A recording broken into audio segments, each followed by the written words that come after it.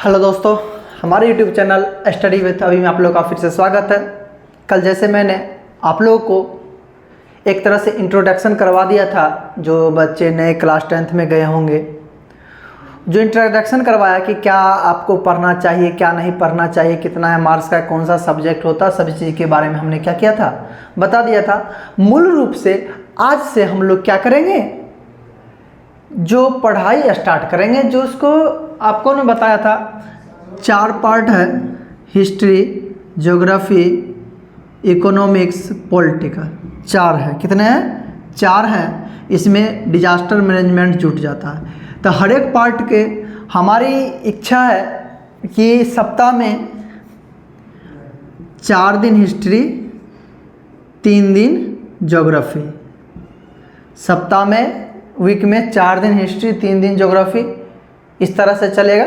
जब एक चैप्टर ख़त्म हो जाएगा हिस्ट्री का, तो उसके जगह पर हम किसको रख लेंगे? इकोनॉमिक्स को रख लेंगे, क्योंकि एक एक दिन पर बदलने में मज़ा नहीं आएगा जब तक कोई चीज़ लगातार ना पढ़ेंगे। इसीलिए जब एक चैप्टर ख़त्म हो जाएगा हिस्ट्री का, तो हम लोग फिर ज्योग्राफी इकोनॉमिक्स से स्टार्ट करेंगे। ज्योग्राफी ख़त्म होगा तो हम लोग पॉलिटिकल साइंस को क्या करेंगे? स्टार्ट करेंगे।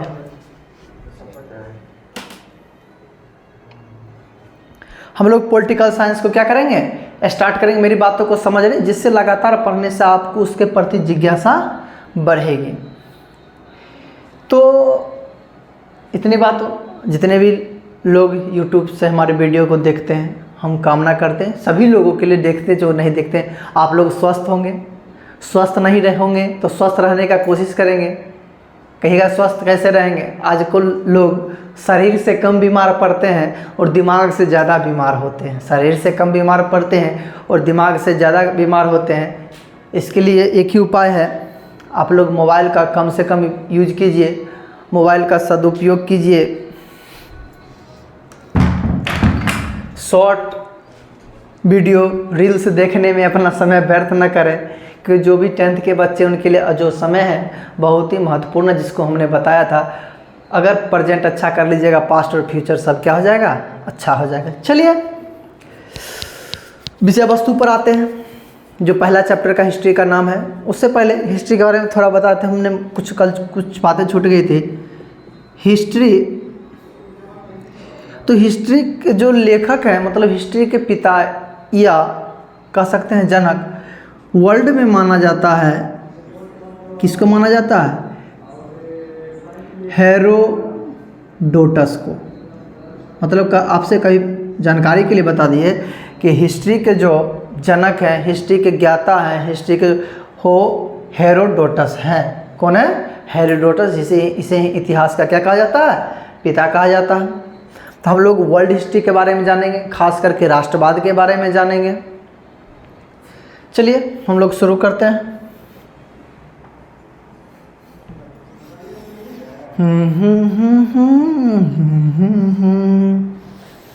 हाँ, एक बात और, पढ़ाई स्टडी जो है वो आप शरीर पर भार रख कीजिएगा तो नहीं होगा।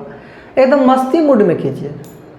मस्ती मूड करने का मतलब एकदम माइंड फ्रेश रखिए। पढ़ाई के समय पढ़िए, खेलने के समय खेलिए, कूदने के समय कूदिए, घूमने के समय घूमिए, लेकिन जब पढ़िए तो ईमानदारी से पढ़िए। आप ईमानदारी से हाफ आवर भी पढ़ते हैं तो आपका 2 घंटा के बराबर कब होगा? जो आपके दिमाग कहने का मतलब दिमाग को एकत्रित करके पढ़े, जो आपके लिए काफ़ी लाभदायक होगा। चलिए, यूरोप के राष्ट्रवाद, तो यूरोप के बारे में हम बताए थे। यूरोप जो है एक महादेश है।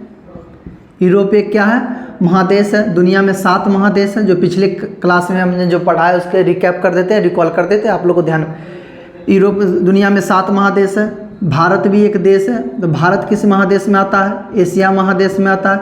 दुनिया का सबसे बड़ा महादेश कौन सा है? एशिया महादेश ही है। लेकिन यूरोप प्राचीन काल से ही यह विकसित रहा है। विकसित मतलब कि सबसे आगे दुनिया में हमेशा रहा है। कौन सा रहा है? यूरोप महादेश ही रहा है। तो कह रहा है, चैप्टर का नाम है यूरोप में राष्ट्रवाद। चैप्टर क्या नाम है? यूरोप में राष्ट्रवाद। मतलब दुनिया में पहली बार कहीं राष्ट्रवाद देखने को मिला, वह यूरोप था। यूरोप में भी कहाँ? यूरोप में भी कहाँ देखने को मिला? तो यूरोप में भी अगर बात करेंगे तो वह हमको देखने के लिए कहाँ मिला था? वह मिला था फ्रांस में। कहाँ में? फ्रांस में। मान लीजिए ये फ्रांस है और सारे कंट्री है इस तरह से सब, और सारे कंट्री हैं यहाँ पर जर्मनी सब, ये फ्रांस है। ये क्या है? फ्रांस है। तो देखिएगा राष्ट्रवाद के बारे में हमने क्या लिखा है, अगर ध्यान से सुनिएगा तो आपको आसान लिखे हैं। राष्ट्रवाद ऐसी भावना है, मतलब राष्ट्रवाद एक विचार है, एक सोच है जो किसी विशेष भौगोलिक, सांस्कृतिक या सामाजिक परिवेश में रहने वाले लोगों में एकता का वाहक होता है। मतलब राष्ट्रवाद जो होता है किसी एक निश्चित क्षेत्र के लिए होता है। क्या होता है? निश्चित। जैसे परिवारवाद तो परिवार तक सीमित है, समाजवाद तो अपने समाज के लिए सीमित है। तो यही हो गया। तो राष्ट्रवाद जो है एक भावना है जो आपकी अंदर की उपज है, जो आपकी सोच है, जो किसी विशेष भौगोलिक, सांस्कृतिक या सामाजिक परिवेश में जहाँ आप लोग रहते हैं, आपका जो संस्कृति है, कल्चर है, पहनावा ओढ़ावा है, आपका जैसा समाज है, उसके रहने वाले लोगों में जब एकता की भावना बढ़ता है, मतलब भारत जो एक सीमा के अंदर, भारत के अंदर रहने वाले जितने भी देश होंगे, भारत के अंदर रहने वाले जितने भी लोग होंगे, वो एक दूसरे से मिलते जुलते कल्चर के होंगे, जिससे क्या होगा? लोगों में एकता की भावना बढ़ेगा। तो वही ना आगे जो पढ़ेंगे कि भारत में भी राष्ट्रवाद आया, लोग अंग्रेज को बाहर से भगाने के लिए, मतलब भारत से बाहर करने के लिए हिंदू हो, मुस्लिम हो, सिख हो, ईसाई सभी क्या हुए? एकत्रित हुए, तब उनको भगाया गया। तो वही हुआ राष्ट्रवाद। दूसरी भाषा में देखिए, आसान भाषा में, राष्ट्र के प्रति निष्ठा या दृढ़ निश्चय, मतलब जब आप देश के प्रति अपना निष्ठा रखते हैं, अपना ईमानदारी रखते हैं और निश्चय करते हैं, राष्ट्रीय चेतना का उदय, राष्ट्र के बारे में सोचते हैं, उसके प्रगति, उसके विकास के बारे में सोचते हैं देश के, और उसके प्रति सभी देश के जितने भी नियम आदर्श है सबको आप पालन करते हैं। सबको क्या करते हैं? पालन करते हैं। वही सिद्धांत क्या कहलाता है? राष्ट्रवाद। सिंपल सी भाषा में राष्ट्रवाद कहने का मतलब हो गया अपने राष्ट्र या देश के प्रति प्रेम की भावना राष्ट्रवाद कहलाता है। मतलब आपको आसान भाषा में अगर लिखना हो तो राष्ट्रवाद किसको कहते हैं? राष्ट्र के प्रति प्रेम की भावना, आस्था, विश्वास, जो लगाव होता है देश के प्रति, वही क्या कहलाता है? राष्ट्रवाद कहलाता है। एक बार फिर से मैं बता दूं कि आप लोग ये सब कुछ आप लोगों को मैं नोट्स उपलब्ध कराऊंगा। मेरे व्हाट्सएप पर या मेरे टेलीग्राम चैनल पर एक ग्रुप बनाऊंगा और वहाँ पर नोट्स हम फ्री में प्रोवाइड कराऊंगा। आप केवल उसको क्या करना है? हार्ड कॉपी अपना करवा लेना और उसको रखते जाना है। उसके बाद अगर आप हमारे आसपास के होंगे तो आपको पूरा नोट्स एक ही बार में मिल जाएगा। उसके बाद जैसे हम पढ़ाते जाएंगे तो आप उसका रिवीजन करते रहिएगा, तो आपके लिए बहुत ही लाभदायक होगा। ठीक है, चलिए हम लोग चलते हैं। तो राष्ट्रवाद क्या है? सिंपल सी भाषा में क्या जानेंगे?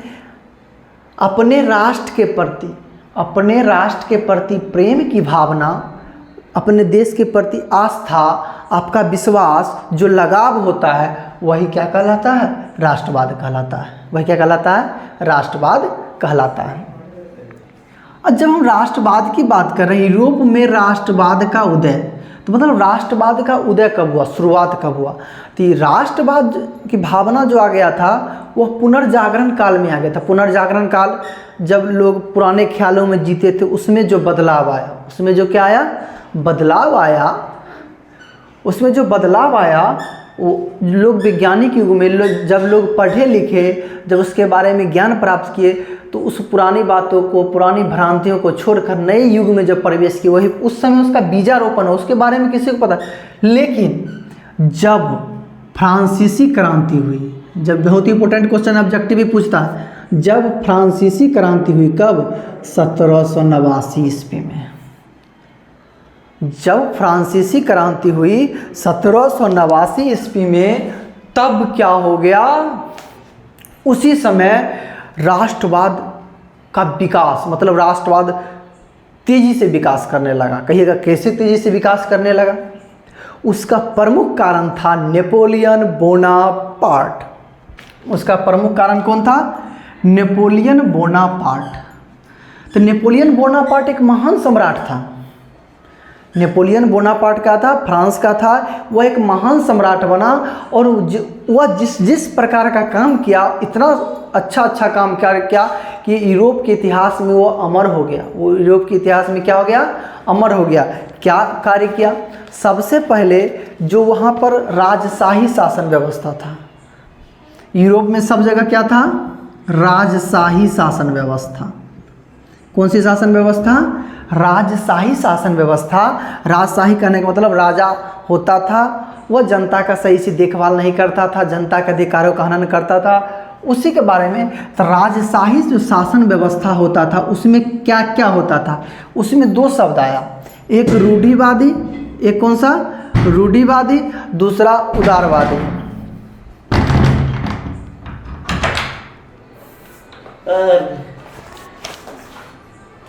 सीधा निकलो।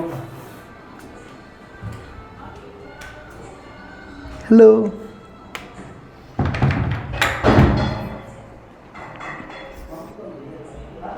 एक था रूढ़िवादी। ये रूढ़िवादी क्या होता है? यही सब शब्द समझने की चक्कर में नहीं समझ पाने के कारण परेशानियां होती है। तो रूढ़िवादी क्या होता है? उदारवादी क्या होता है? प्रतिक्रियावादी क्या होता है? यही सब जो होता है, प्रतिक्रियावादी होता है, उदारवादी, रूढ़िवादी, प्रतिक्रियावादी क्या होता है, उसी के बारे में हम लोग क्या करेंगे? बात करेंगे। तो कहने का मतलब उदारवादी किसको कहते हैं? उदारवाद का मतलब होता है आज़ादी, मतलब अपना अधिकार मिलना चाहिए। उदारवादी का मतलब क्या होता है? अपना अधिकार मिलना चाहिए। जो व्यवस्था है, जिस देश में जिस जगह पर जो व्यवस्था है उसमें बदलाव हो, विकास का काम में को प्राथमिकता दिया जाए, यही उदारवादी कहने का मतलब है, सीधी सी बात है, जियो और जीने दो, जियो और जीने दो। मतलब तुम भी जियो, हमें भी जीने दो। ऐसा नहीं कि तुम अच्छा से जियो, हम घुट घुट के जिए, ऐसा नहीं। वही क्या कहलाता है?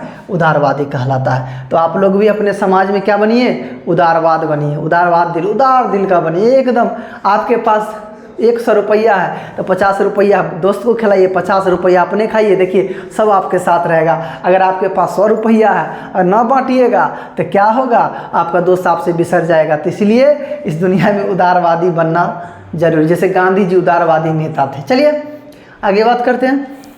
रूढ़िवादी, ये रूढ़िवादी जो शब्द है बहुत इंपॉर्टेंट।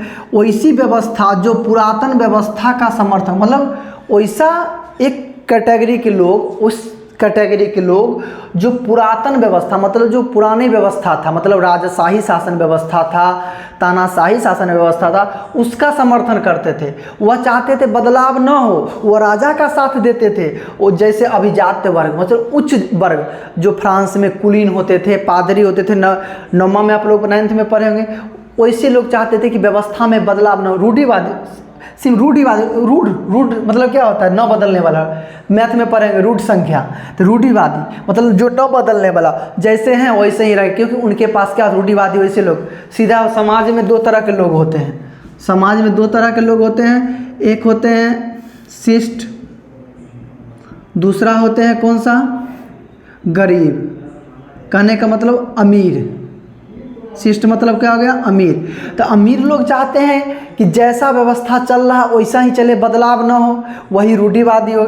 गरीब लोग क्या कहते हैं? उदारवाद आए, कि जैसा समय में बदलाव आ रहा है वो तेज़ी से बदलाव हो, सभी को मौका मिले, सभी को स्वतंत्रता मिले, इस तरह की बातें होती, वही उदारवादी कहलाता है, दूसरा रूढ़िवादी कहलाता है। तो आप लोग को क्या अच्छा लग रहा है वीडियो? नहीं अच्छा लग रहा है तो उसमें थोड़ा हमको लगता है फुहारा डालना पड़ेगा, टॉनिक, और टॉनिक मिलते रहेगा तो आप लोग नींद कम आएगा। चलिए हम नेक्स्ट बात करते हैं। आप लोग को इसका स्क्रीनशॉट या कुछ लेने की ज़रूरत नहीं, आपको नोट्स प्रोवाइड कराई जाएगी, आप उससे क्या ये टू द पॉइंट आपको वहाँ पर मिलेगी।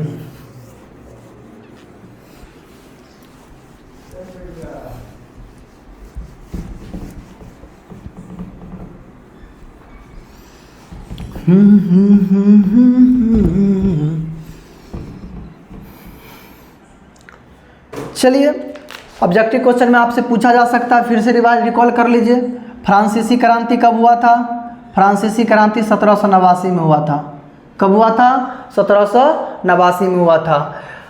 पुनर्जागरण का जो ये राष्ट्रवाद के जनक किसे कहा जाता है? राष्ट्रवाद के जनक नेपोलियन बोनापार्ट को कहा जाता है। राष्ट्रवाद का जनक किसे कहा जाता है? नेपोलियन बोनापार्ट को कहा जाता है। और ऑब्जेक्टिव अभी की बात करेंगे आगे। यहाँ तक जो ऑब्जेक्टिव बातें थी इसके बारे में हमने क्या कर लिया? बात कर लिया। अगला पॉइंट हम देखते हैं, नेपोलियन के बारे में अब कुछ जानते हैं। किसके बारे में? नेपोलियन के बारे में। तो हमने पहले बता दिया नेपोलियन एक शक्तिशाली सम्राट था। वह यूरोप के इतिहास में बहुत ही बड़ा इतिहास बदलने वाला व्यक्ति हो गया, क्योंकि उसने फ्रांस में वह इतना शक्तिशाली 24 वर्ष की उम्र में वह सेनापति बन गया था। समझ सकते हो, 24 वर्ष की उम्र में नेपोलियन क्या बना गया था? सेनापति बन गया था। जब सेनापति बन गया वह इतना शक्तिशाली साम्राज्य बना दिया, पूरे फ्रांस को जीतते हुए वह फ्रांस के, जैसे मान लीजिए फ्रांस की सीमा है, इसके बगल वाले देश जैसे हो गया बेल्जियम हो गया, जैसे हो गया आपको स्पेन हो गया, जैसे जर्मनी हो गया, तो सभी देशों की सीमा में यह जाकर युद्ध को जीतकर लोगों को एक करने का प्रयास कर रहा था। तो इसको देखते हुए जो वहाँ के राजशाही लोग थे, कौन से लोग? राजशाही मतलब तानाशाह लोग जो शासन कर रहे थे इससे पहले, उनको लगा अगर नेपोलियन ज़्यादा दिन तक शासन किया तो हम लोगों के हाथों से सत्ता क्या हो जाएगी? छीन जाएगी, और लोगों में क्या हो जाएगा? राष्ट्रवाद की भावना आ जाएगा। और जब लोगों में राष्ट्रवाद की भावना आ जाएगा तो हमें फिर से सत्ता में आना नामुमकिन है। हमको क्या है? नामुमकिन है। मतलब नेपोलियन की जो नीति थी, नेपोलियन की जो क्या थी? नीति थी, वह सभी वर्गों के पास पहुंचा। किसके पास पहुंचा? सभी वर्गों, मतलब कहने का मतलब अमीर, गरीब, अभिजात वर्ग, कुलीन वर्ग, व्यापारी, किसान, सभी लोगों के पास जब पहुंचा तो लोग जागरूक हो गए। लोग क्या हो गए? जागरूक हो गए। मतलब जब लोग जागरूक हो गए तो अपने अधिकार की मांग करने लगे। लोग अपने किसकी मांग करने लगे?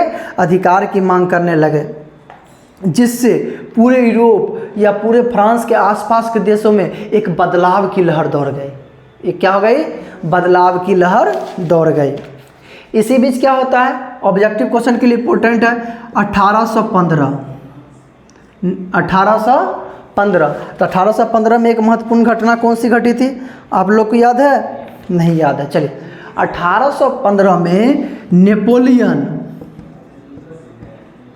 ये कहने का मतलब नेपोलियन इससे पहले 1804 से लेकर 1815 तक नेपोलियन युग कह सकते हैं। 1804 से 1800 में नेपोलियन, इस समय नेपोलियन बोनापार्ट ने सभी देशों में युद्ध को जीतकर सभी को एक करने का प्रयास किया, सभी को अपने अंदर में शामिल कर लिया।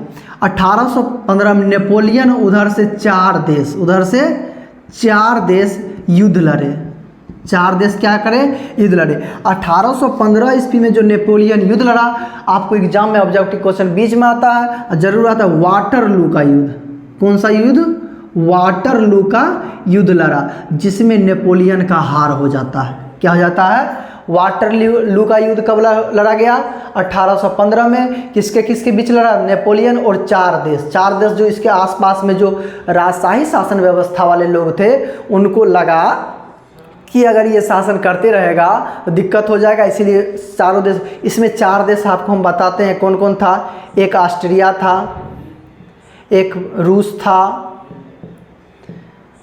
उसके बाद एक पर्सा था, एक और कोई देश था, वो था। आप लोग को याद क्या रखना है? वाटरलू का युद्ध कब हुआ? 1815 में। उसके बाद नेपोलियन का पतन हो जाता है। पतन मतलब नेपोलियन इस युद्ध में हार जाता है। नेपोलियन जैसे ही युद्ध में हारता, देखिए यहीं पर टर्निंग पॉइंट आता है। 1815 में 2 घटना घटी। 1815 में क्या घटना घटी? 2 घटना घटी, बस आप लोग को ध्यान से सुनना। 1815 में 2 घटना घटी। जैसे ही वाटरलू के युद्ध में कौन हारा? नेपोलियन हारा। तो 1815 में एक और घटना घटती है। क्या होती है? वियना कांग्रेस। क्या होती है? वियना कांग्रेस सम्मेलन, जिसको बोलते हैं वियना कांग्रेस सम्मेलन। देखिए यहीं पर फिर बदलाव आता है। जब तक नेपोलियन था तो किसका विकास हो रहा था? राष्ट्रवाद आगे बढ़ रहा था, राष्ट्रवाद मजबूत हो रहा था। राष्ट्रवाद क्या हो रहा था? मजबूत हो रहा था। लेकिन जैसे नेपोलियन युद्ध हारा तो 1815 में वियना कांग्रेस सम्मेलन बुलाया गया। किसके द्वारा? मेटरनिख के द्वारा। किसके द्वारा बुलाया गया? मेटरनिख। मेटरनिख कौन था? ऑस्ट्रिया का चांसलर। मेटरनिख कौन था? ऑस्ट्रिया का चांसलर। ऑस्ट्रिया का चांसलर। चांसलर कहने का मतलब जैसे भारत में प्रधानमंत्री का पद का पावर होता है, उसी तरह से ऑस्ट्रिया में चांसलर को, पीएम को चांसलर का मतलब बराबर पद है। तो मेटरनिख ने सम्मेलन बुलाया। जितने भी राजशाही जो राजा के शासन, सभी को एक जगह, ऑस्ट्रेलिया के, फ्रांस के, पर्सा के, सभी देश के शासक का एक सम्मेलन बुलाया। फिर से क्या किया? वही जैसे नेपोलियन वाटर, पुरातन व्यवस्था फिर से स्थापित हुआ। कौन सी व्यवस्था स्थापित हुआ? पुरातन व्यवस्था फिर से स्थापित हुआ, मतलब राजशाही शासन। पुरातन व्यवस्था फिर से क्या हुआ? यूरोप में स्थापित हुआ, क्योंकि नेपोलियन के। लेकिन जो 1815 में क्या हुआ? एक सम्मेलन बुलाया गया। कौन सा सम्मेलन? वियना कांग्रेस। आपसे पूछा जा सकता है ये वियना है कहाँ? ऑस्ट्रिया में ही पड़ता है। तो वियना सम्मेलन कब बुलाया गया? 1815 में।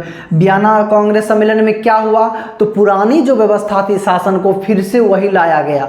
ये तो लाया गया, सबने लाया गया, लेकिन कहीं ना कहीं नेपोलियन ने लोगों में राष्ट्रवाद की भावना को कूट कूट के क्या कर दिया? भर दिया था। आप लोग अपने समाज में देखते हुएगा, जब लोग एक बदलाव की लहर को देखते हैं कि बदलाव होगा, तो लोग बदलाव करते हैं। 5 साल हो, 10 साल हो करते हैं। वो जो समाज के लोग होते हैं जो पीछे रहते हैं, वो आगे आते हैं। उसी का कहने का मतलब ये हो गया कि वियना कांग्रेस से पुरातन व्यवस्था तो आ गया, जो पुरानी शासन पद्धति थी, लेकिन लोगों में थोड़ी देर के लिए खामोशी आ गई। लोगों में थोड़ी देर के लिए क्या आ गई? खामोशी आ गई। लेकिन वह बंद नहीं हुआ। तो 1815 में जो वियना कांग्रेस सम्मेलन हुआ, इसमें ऑस्ट्रिया, पर्सा, रूस, फ्रांस, सभी जगह के शासक आए। सभी शक्ति मिलकर फिर से पुरातन व्यवस्था को लाए। नेपोलियन जब युद्ध हार गया था, और लेकिन ये जो नेपोलियन था, यह प्रजातंत्र, गणतंत्र, राष्ट्रवाद की भावना को देकर गया था। चलिए अब अगला घटना क्या घटता है? सभी लोग आया, बताइए, सब लोग चाहेंगे ना कि हमारा ही क्षेत्र। तो सभी सम्मेलन में जितने भी राजा आए थे, जितने भी सम्राट आए थे, उनका मुख्य उद्देश्य इसी तरह से, मतलब 1815 में नेपोलियन युग का समाप्त हो गया। नेपोलियन युग क्या हो गया? 1815 में समाप्त हो गया। तो शुरू कौन सा युग हो जाएगा? मेटरनिख युग। कौन सा युग समाप्त शुरू हो जाएगा? मेटरनिख युग। तो मेटरनिख युग कब से कब तक था? 1815 से 1848। कहने का मतलब ये जो वियना कांग्रेस सम्मेलन हुआ, जब सत्ता में आया फिर से, तो कब तक सत्ता चला? 1848। तो 1815 से 1848 के बीच क्या घटना घटी, इसके बारे में हम लोग आगे जानते हैं।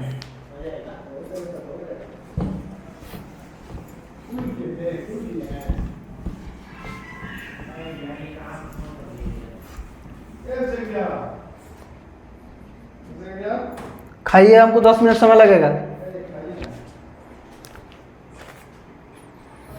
चलिए आगे हम बात करते हैं। देख रहे हैं ना, खाने के लिए बुला रहा, समय नहीं हुआ है। पढ़ने के लिए कहते हैं तो पढ़ता नहीं है। आप लोग अभी से पढ़िए, खाली खाइएगा तो मोटा हो जाइएगा।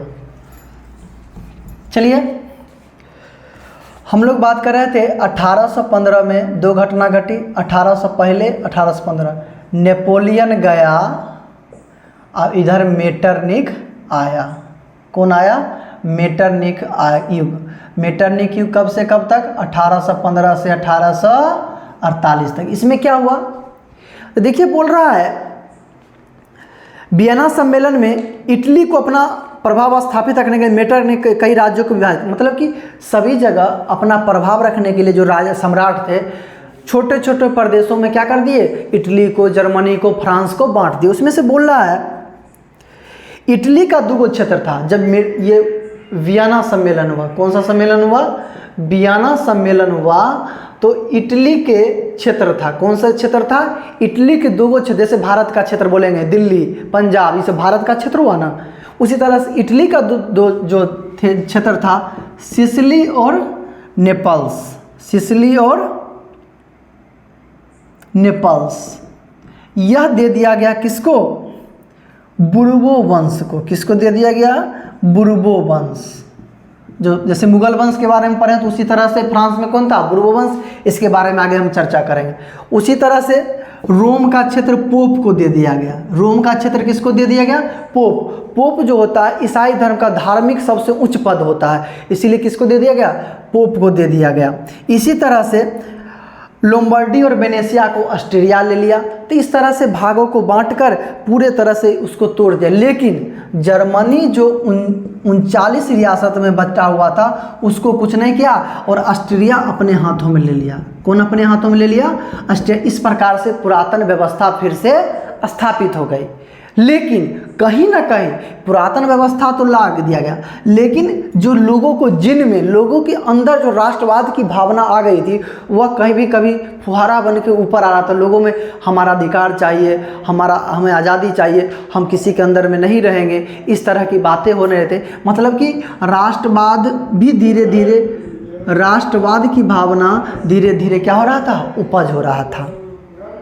तो मतलब इस तरह से कह सकते हैं पूरे यूरोप में राष्ट्रीयता की भावना न जागे, इसके लिए मेटरनिख ने छोटे छोटे प्रदेशों, छोटे छोटे रियासतों में तोड़कर उसे शासन करना शुरू किया। लोगों को दबाया गया, लोगों को जानबूझकर परेशान किया, जिससे लोग राष्ट्रवाद की भावना न उपजे। लेकिन ऐसा थोड़ी होगा, जो सही है वो हमेशा क्या रहता है? सही ही रहता है। इसके बाद क्या होता है? इस प्रकार क्या हो गया?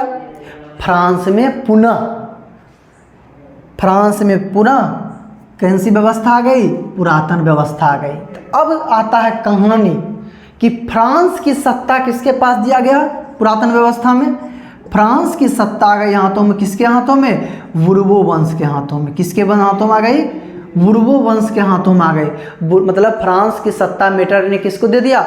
बुर्बो वंश। बुर्बो वंश के उस समय जो शासक बना था लुई 18वां। कौन बना था? लुई 18वां। बोल रहा है वियना व्यवस्था के तहत फ्रांस की सत्ता किसके हाथों में दे दी गई? तो लुई 18वां के हाथों में क्या की गई? दे दी गई। और वह समझ रहा था, जो लुई 18वां था जब शासक बना तो वह समझ रहा था कि लोगों में उदारवाद विचारधारा के भी लोग हैं, उदारवाद विचारधारा का भी लोग हैं, रूढ़िवादी विचारधारा के भी लोग हैं, लोकतंत्र विचारधारा के भी लोग हैं, सभी लोग। तो उन्हें सोचा अगर इसकी बात मानते हैं तो ये रूठ जाएगा, इसकी बात मानते हैं तो ये रूठ जाएगा। तो उन्होंने एक बीच का रास्ता अपनाया कि ऐसा विचारधारा लेके चलेंगे कि उदारवाद के लोग भी साथ आ जाए और रूढ़िवादी भी लोग साथ आ जाए, गरीब गुरबा और उच्च जाति के जो लोग थे सभी लोग क्या आ जाए? साथ आ जाए। मतलब उसने क्या किया? सुधारवादी नीति अपनाया। कौन सा नीति अपनाया? सुधारवादी। मतलब जो पहले जो सम्राट होते थे जो कि वो शोषण करते थे, जनता से कोई मतलब नहीं रखते, उन्होंने बीच का मतलब कुछ उसमें सुधार लाया, कुछ नियम कानून गरीब लोग जनता के लिए भी क्या किया? बनाया, जिससे क्या हो गया? उन्हें बीच का रास्ता अपनाया। मतलब दोनों प्रतिक्रियावादी और जो सुधारवादी लोग थे दोनों को बीच क्या किए? सामंजस्य स्थापित किए, दोनों को मिलाकर चलने लगे।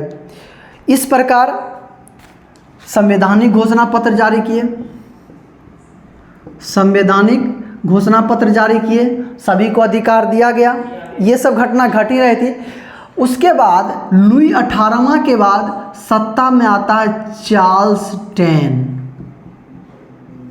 मतलब फ्रांस में बुर्बो वंश में लुई 18वां था, 1815 ईस्वी में आया, लेकिन उसके बाद बुर्बो वंश के ही शासक था चार्ल्स 10 आया। लुई 18वां के बाद कौन आया? चार्ल्स 10। एक ऑब्जेक्टिव क्वेश्चन यहाँ पर बना कि वियना कांग्रेस सम्मेलन के बाद फ्रांस की सत्ता किसको सौंपा गया था? किस वंश को सौंपा गया था? तो बुर्बो वंश को सौंपा गया था। और बुर्बो वंश का पहला राजा कौन बना था? लुई 18वां बना था। और जो चार्ल्स 10 था इसी के शासनकाल में इसने क्या किया? कुछ परिवर्तन लाया। चार्ल्स 10 ने संविधान में क्या लाया? कुछ परिवर्तन लाया। उस परिवर्तन में क्या हुआ? उससे उदारवादी लोग भड़क गए, उससे उदारवादी लोग क्या हो गए? भड़क गए। और उसके मतलब चार्ल्स 10 चार्ल्स टेन जब गद्दी पर बैठा तो उन्होंने कुछ परिवर्तन लाया।